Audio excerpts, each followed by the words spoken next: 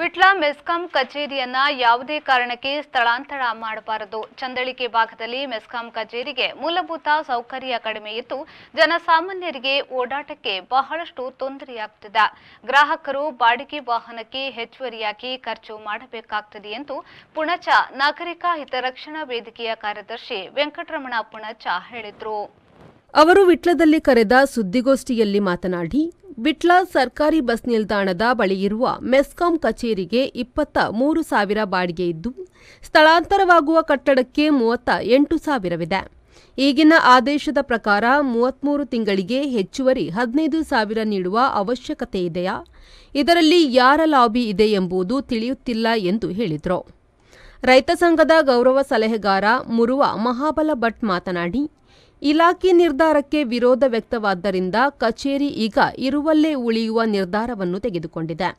ಸ್ಥಳೀಯ ಶಾಸಕರು ಸ್ಥಳಾಂತರ ಕೈಬಿಡುವ ವಿಚಾರದಲ್ಲಿ ಪ್ರಯತ್ನ ಮಾಡಿದ್ದಾರೆ. ಮೆಸ್ಕಾಂಗೆ ಲಭ್ಯವಿರುವ ನಿವೇಶನದಲ್ಲಿ ಸ್ವಂತ ಕಟ್ಟಡ ನಿರ್ಮಾಣಕ್ಕೆ ಅನುದಾನಗಳನ್ನು ಒದಗಿಸಬೇಕು. 1 ವರ್ಷದ ಒಳಗೆ ಕಾಮಗಾರಿಯನ್ನು ಪೂರ್ಣಗೊಳಿಸಿ ಸಾರ್ವಜನಿಕ ಹಿತಾಸಕ್ತಿಯನ್ನು ಕಾಪಾಡಬೇಕು ಎಂದು ಆಗ್ರಹಿಸಿದರು.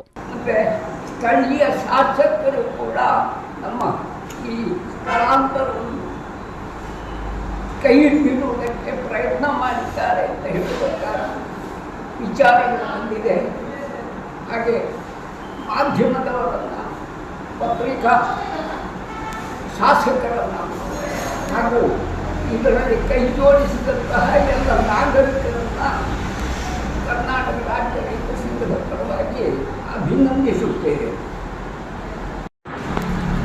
ಕಚೇರಿ ಕಟ್ಟಡವನ್ನು ಲಭ್ಯವಿರುವಂತಹ ಮೆಸ್ಕಾಮಿನ ಸ್ಥಳದಲ್ಲಿ ಕೂಡಲೇ ಕಟ್ಟುವಂತೆ ಅನುದಾನಗಳನ್ನು ಒದಗಿಸಿ. ಆದರೆ ಈ ಚಂದಳಿಕೆ ಎಂಬ ಜಾಗ ಇಲ್ಲಿ ವಾಹನ ವ್ಯವಸ್ಥೆಗಳು ತುಂಬ ಕಮ್ಮಿ, ಮೂಲಭೂತ ಸೌಕರ್ಯವೂ ಕಮ್ಮಿ. ಈಗ ಉದಾಹರಣೆಗೆ ಜನಸಾಮಾನ್ಯರು ಇಲ್ಲಿಂದ ಅಲ್ಲಿಗೆ ಹೋಗಿ ಅಲ್ಲಿ ಕಾಯುವಂಥದ್ದು, ವಾಪಸ್ ಬರುವಾಗ ಬೇರೆ ವೆಹಿಕಲ್ ತಗೊಳ್ಬೇಕು, ಅಥವಾ ಬಾಡಿಗೆ ರಿಕ್ಷಾ ಮಾಡಿದರೆ ಸಾಧಾರಣ 100-150 ರೂಪಾಯಿ ಹೆಚ್ಚುವರಿಯಾಗಿ ಖರ್ಚು ಮಾಡಬೇಕಾಗ್ತದೆ.